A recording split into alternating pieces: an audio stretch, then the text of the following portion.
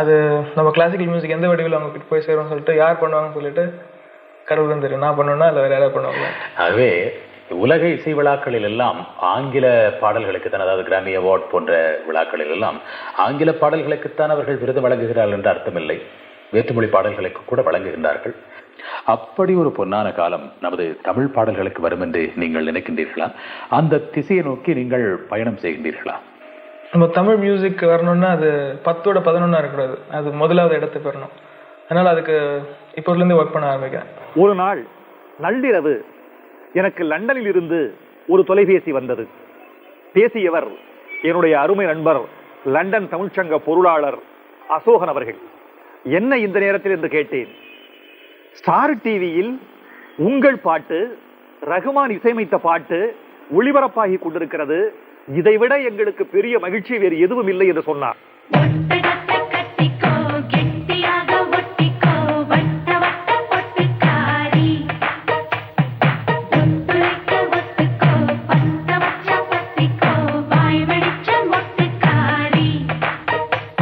அகில உலக தொலைக்காட்சியில் தமிழ் இசையும் தமிழ் வார்த்தைகளும் இடம்பெறக்கூடிய அளவுக்கு ரகுமான் அதை உயர்த்தி இருக்கிறார் என்றால், சர்வதேச இசையினுடைய உயரத்திற்கு ஒளிப்பதிவு செய்ய வேண்டும், சர்வதேச உயரத்திற்கு இசையை கொண்டு வர வேண்டும், தமிழ் திரைப்பாட்டு இசையை கொண்டு வர வேண்டும் என்ற அவருடைய திட்டமிடல் தான். பாடல் வரிகளுக்கு மெட்டமைப்பது அல்லது மெட்டுக்கேற்ப பாடல் வரிகளை எழுதுவது, இந்த இரண்டில் உங்களுக்கு எது இலகுவாக இருக்குது, எது உங்களுக்கு மிகவும் பிடித்திருக்கிறது?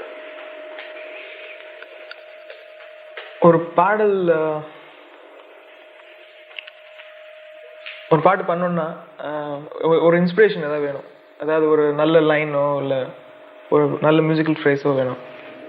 அது எதில் ஃபர்ஸ்ட் கிடைக்குதோ அது. சப்போஸ் டேக் இட் ஈஸி பாட்டில் வந்து டேக் இட் ஈஸின்ற கேட்ச் லைன் இருந்தது.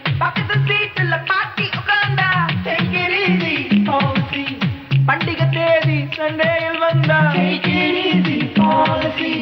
அழுத காதலி அண்ணான்னு சொன்னா பாலிசி ஊர்வசி ஊர்வசி ஊர்வசி ஊசி போல உடம்பு இருந்தா தேவையில்ல பாமசி. அதே மாதிரி பேடர் ரேப் வந்து பேடர் ரேப்ன்ற வேர்டு இருந்தது. சின்ன சின்ன ஆசைக்கு வந்து இந்த டியூன் வந்து இன்ஸ்பிரேஷன் இருந்தது, அந்த பீட் வந்து டியூன். ஸோ அது மாதிரி கண்ணுக்கு மயருக்கு வந்து அந்த லிரிக், அவர் லிரிக் வந்து டியூன் பண்ணோம். விடிகாலை விண்ணழகு விடியும் வரை பெண்ணழகு, நெல்லுக்கு நாற்றழகு தென்னைக்கு கீற்றழகு, ஊருக்கு ஆறழகு ஊர்வலத்தில் தேரழகு, ஊருக்கு ஆறழகு ஊர்வலத்தில் தேரழகு, தமிழுக்கு அழகு தலைவிக்கு நான் அழகு, கண்ணுக்கு மை அழகு கவிதைக்கு பொய் அழகு, கன்னத்தில் குழி அழகு கால் கூந்தல் பெண் அழகு, கண்ணுக்கு மை அழகு கவிதைக்கு பொய் அழகு, கன்னத்தில் குழி அழகு கால் கூந்தல் பெண் அழகு. ஸோ அது மாதிரி ஒவ்வொரு பாட்டுக்கும் அது டிஃபர் ஆகும். எல்லா பாட்டுக்கும் ஒரே மாதிரி டியூன் பண்ணுறதில்ல. ஒரே சமயத்தில் நீங்கள் மெட்டை உருவாக்கும் போதே பாடலை எழுதுபவர் பக்கத்தில் இருப்பது சாத்தியமில்லை. இருந்தாலும் எப்போதாவது அந்த காலத்தில் கவியரசர் கண்ணதாசனும் மெல்லிசமன்னர் எம்.எஸ். விஸ்வநாதனும் இணைந்து செயலாற்றியது போல் ஒரே சமயத்தில் நீங்கள் மெட்டை உருவாக்கும் போதே ஒரு கவிஞர் உங்கள் பக்கத்தில் இருந்து பாடல் எழுதி உருவான பாடல் எதுவும் உண்டா? செந்தமிழ்நாடு தமிழச்சின்னு ஒரு பாட்டு இருக்கு. அது வந்து நாங்கள் சும்மா பேசிட்டு இருக்கும்போது வைரமுத்து சார் நானும் தமிழச்சின்னு ஒரு பாட்டு பண்ணோம் அப்படின்னு சொன்னார். அப்போது இதில் அந்த சுச்சுவேஷன் வந்து ஒரு அட்வைஸ் சாங் மாதிரி இருந்தது. அதனால செந்தமிழ்நாடு தமிழச்சின்னு வச்சுக்கலாமான்னு கேட்டேன். சரி வச்சுட்டு அப்புறம் அந்த தாட்டை வந்து அவர் ஃபார்ம் பண்ணி அந்த டியூனும் அதுக்கேற்ற மாதிரி உடனே போட்டோம். தமிழ்நாட்டு தமிழச்சியே சேர உடுத்த தயங்குறியே, தமிழ்நாட்டு தமிழச்சியே சேல உடுத்த தயங்குறியே, நெசவு செய்யும் திருநாட்டில் நீச்சல் உடையில் அலைகிறியே, கணவன் மட்டும் காணும் அழகை கடைகள் போட்டு காட்டுறியே, தமிழ்நாட்டு தமிழச்சியே சேல உடுத்த தயங்குறியே நெசவு செய்யும் திருநாட்டில் நீச்சலுடையில் அலைகிறியே கணவன் மட்டும் காணும் அழகை கடைகள் போட்டு காட்டுறியே.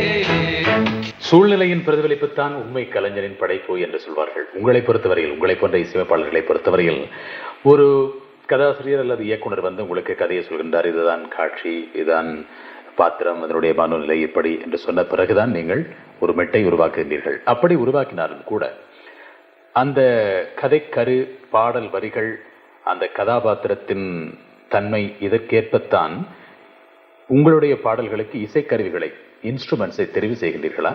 அல்லது பொதுவாக திரைப்படம் என்பதை மறந்துவிட்டு பிறகும் கூட இது எங்கெங்கெல்லாம் ஒலிக்குமோ இந்த பாடல், அங்கெல்லாம் எல்லோரும் ரசிக்கணும் என்பதற்காக நவீன இசைக்கருவிகளின் சப்த ஜாலங்களை எல்லாம் வேண்டுமென்றே பயன்படுத்துகின்றீர்களா?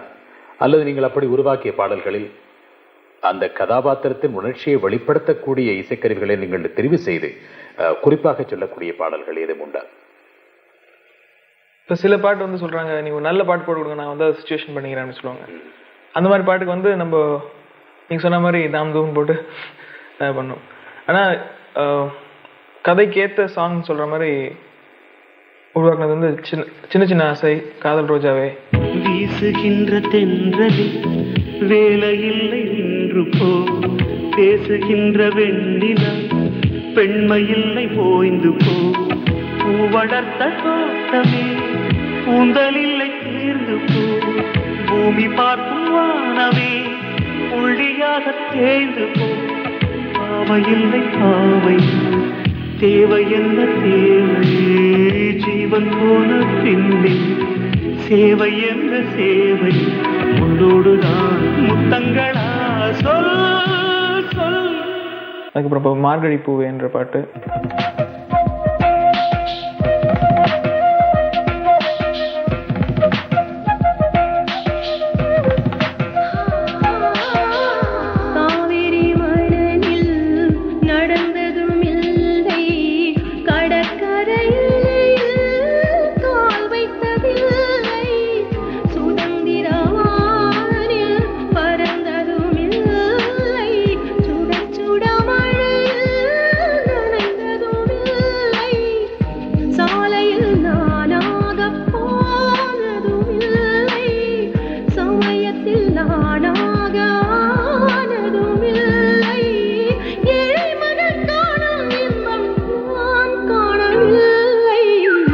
பழங்காலத்தில் இந்த சுச்சுவேஷன் கைண்ட் ஆஃப் சாங்ஸ் இப்போ பண்ணலாம். அது டைரக்டர் மனசு வச்சா.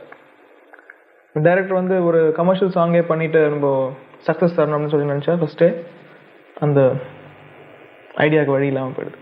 பாடல் காட்சி எப்படி அமைய போகிறது, அந்த கதை என்ன, கதாபாத்திரத்தின் மனோநிலை என்ன என்பதையெல்லாம் கதாசிரியர் அல்லது இயக்குனர் விளக்கிய பிறகு நீங்கள் ஒரு பாடலை மெட்டினை உருவாக்குகின்றீர்கள். இப்படி இல்லாமல் நீங்கள் சுயமாக உருவாக்கிய பாடல் மெட்டுக்கள் அல்லது பாடல்கள் திரைப்படங்களில் பயன்படுத்தப்பட்டிருக்கின்றனவா?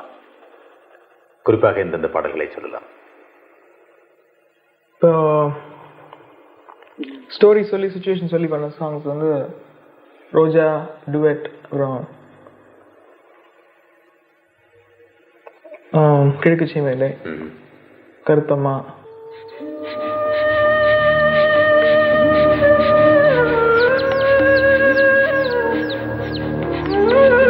யாரு பெற்ற பிள்ளை என்ன ஊர் முழுக்க பேச்சிருக்க, நீ பெற்ற பிள்ளை என்ன நெஞ்சுக்குழி சொல்லலையா, நெஞ்சுக்குழி சொல்லலையா.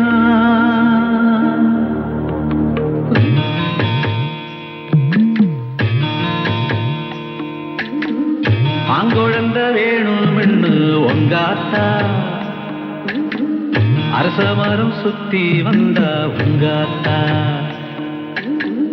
பொட்டப்புள்ள வேணாம்னு சொன்னேனே,